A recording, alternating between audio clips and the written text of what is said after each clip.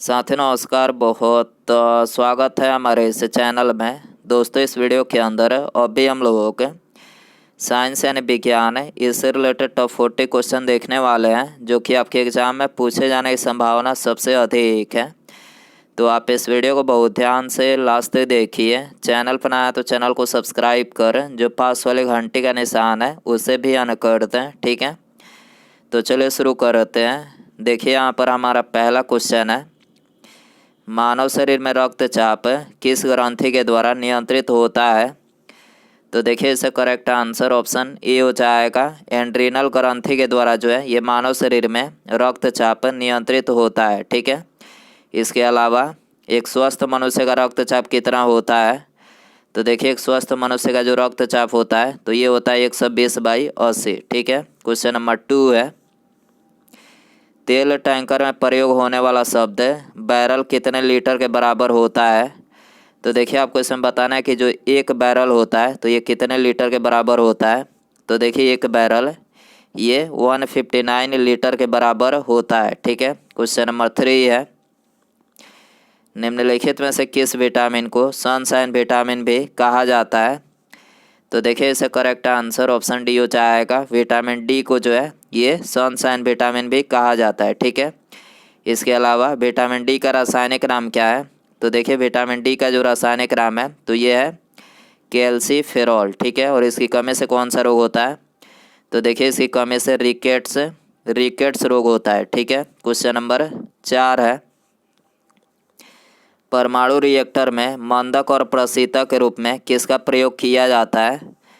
तो देखिए इसका करेक्ट आंसर ऑप्शन बी हो जाएगा। भारी जल यानी D2O का जो प्रयोग किया जाता है तो ये परमाणु रिएक्टर में मंदक और प्रशीतक के रूप में जो है किया जाता है, ठीक है। क्वेश्चन नंबर 5 है, जब प्लाज्मा से फाइब्रिनोजन को निकाल लिया जाता है तो शेष प्लाज्मा क्या कहलाता है।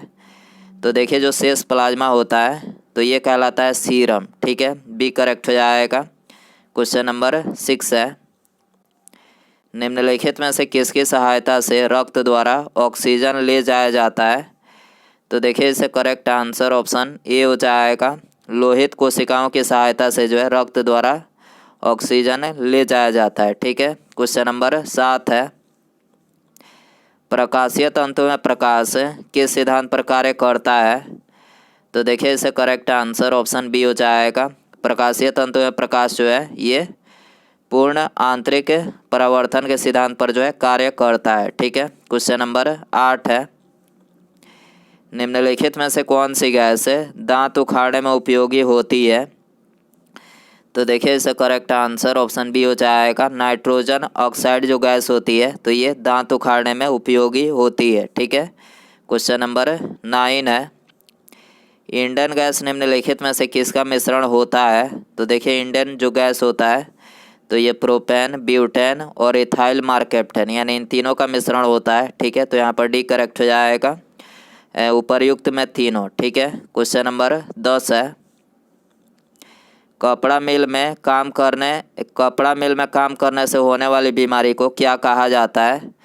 तो देखिए कपड़ा मिल में काम करने से होने वाली बीमारी को ये बोला जाता है बीसीनोसिस। क्या बोला जाता है, बीसीनोसिस बोला जाता है, ठीक है। ये करेक्ट हो जाएगा। क्वेश्चन नंबर 11 है, निम्नलिखित में से कौन सदिश राशि का उदाहरण है। तो देखिए इसका करेक्ट आंसर ऑप्शन सी हो जाएगा। विस्थापन जो है ये सदिश राशि का उदाहरण है, ठीक है। और बाकी ये तीनों समय, चाल और द्रव्यमान ये तीनों क्या है तो ये अदिश राशि का उदाहरण है, ठीक है। क्वेश्चन नंबर 12 है, निम्नलिखित पदार्थों में से कौन सा पदार्थ खाने की वस्तुओं के परिरक्षण में प्रयोग किया जाता है।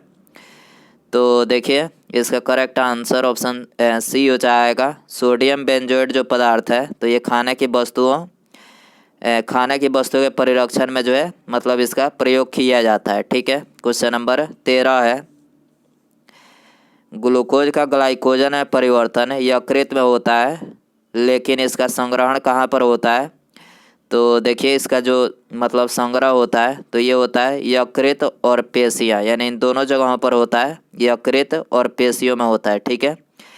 सी करेक्ट हो जाएगा। क्वेश्चन नंबर 14 है, चोट लगने पर किस प्रोटीन के द्वारा रक्त जमता है? तो देखिए चोट लगने पर ये फाइब्रिनोजन नामक प्रोटीन के द्वारा जो है रक्त जमता है। ठीक है, इसके अलावा किस मतलब विटामिन के द्वारा रक्त जमता है? तो विटामिन के द्वारा जो है रक्त जमता है। ठीक है, क्वेश्चन नंबर 15 है,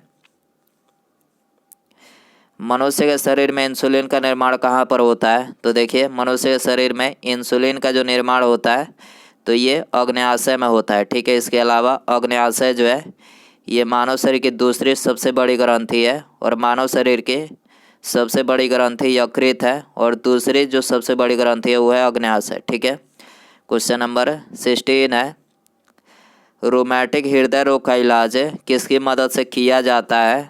तो देखिए रूमैटिक हृदय रोग का जो इलाज किया जाता है तो ये एस्पिरिन की मदद से किया जाता है। ठीक है, तो यहाँ पर ये करेक्ट हो जाएगा। क्वेश्चन नंबर 17 है, जब किडनी काम करना बंद कर दे तो निम्नलिखित में से कौन सा पदार्थ जमा होता है? तो देखिए जब किडनी कार्य करना बंद कर दे तो रक्त में अवशिष्ट पदार्थ जो है जमा होता है। ठीक है, तो यहाँ पर सी करेक्ट हो जाएगा। क्वेश्चन नंबर 18 है, मनुष्य द्वारा छोड़ी हुई सांस की हवा में कार्बन डाइऑक्साइड यानी CO2 की मात्रा लगभग कितनी होती है? तो देखिए मनुष्य द्वारा छोड़ी हुई सांस की हवा में CO2 की जो मात्रा होती है तो ये होती है 4%। ठीक है, ये करेक्ट हो जाएगा। क्वेश्चन नंबर 19 है, श्वसन की क्रिया में वायु के कौन से घटक की मात्रा में कोई परिवर्तन नहीं होता है?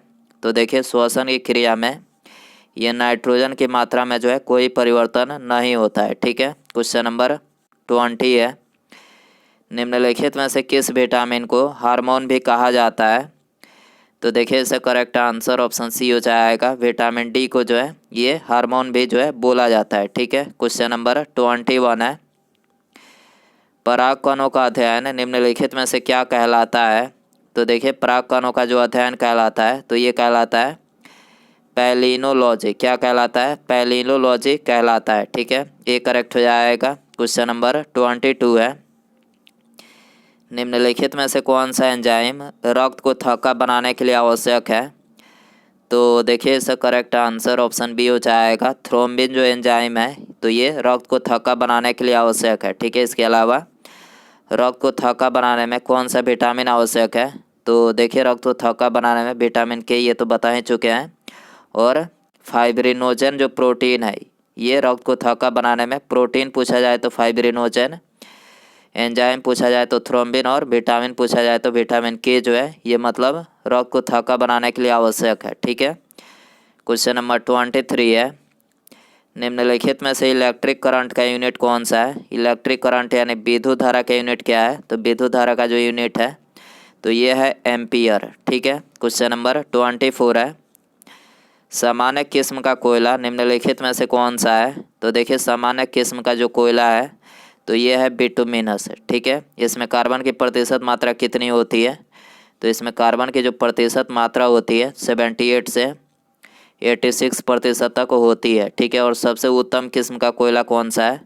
तो उत्तम किस्म का जो कोयला है तो ये है एंथ्रासाइट। इसमें कार्बन की प्रतिशत मात्रा कितनी होती है?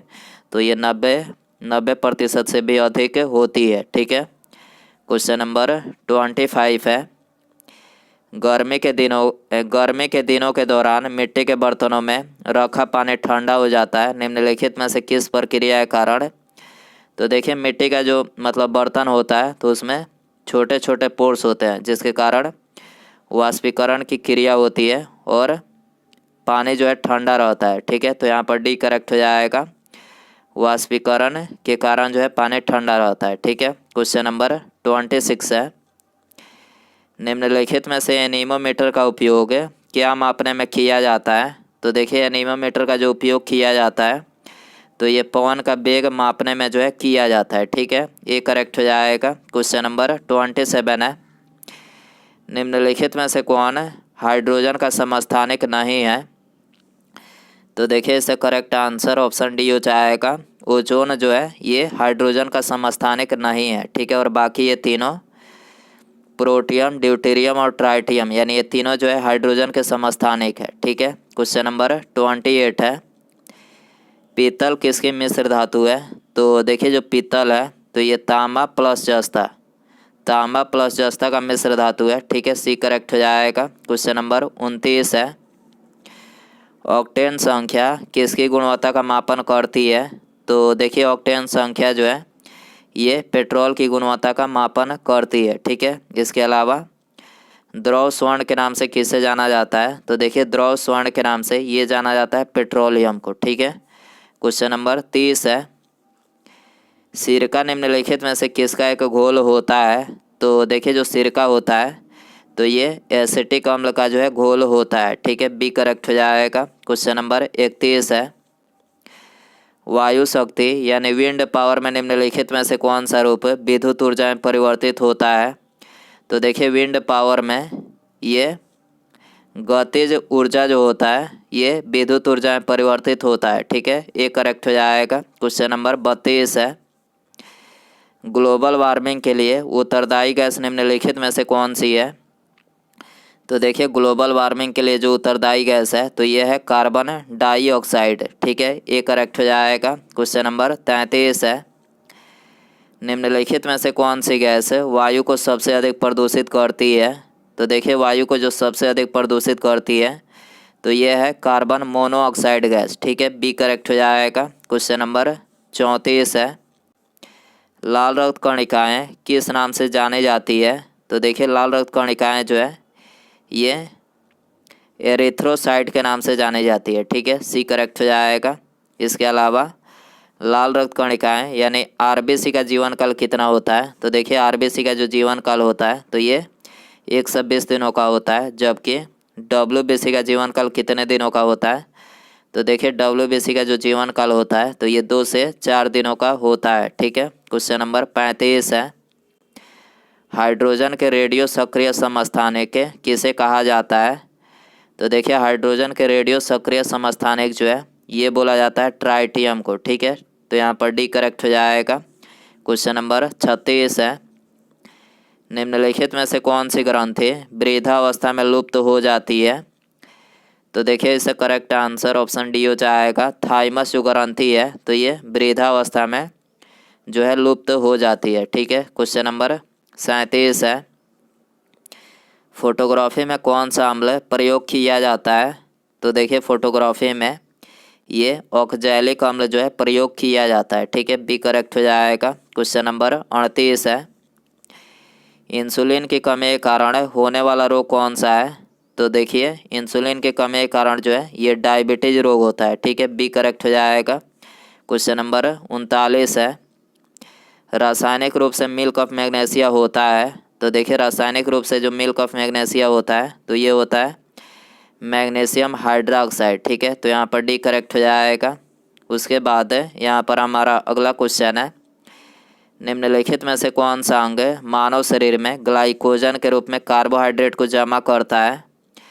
तो देखिए यहाँ पर आपको 4 ऑप्शन दिया गया है। ऑप्शन ए आंत, अग्न्याशय, अमाशय, अग्न्याशय या फिर यकृत।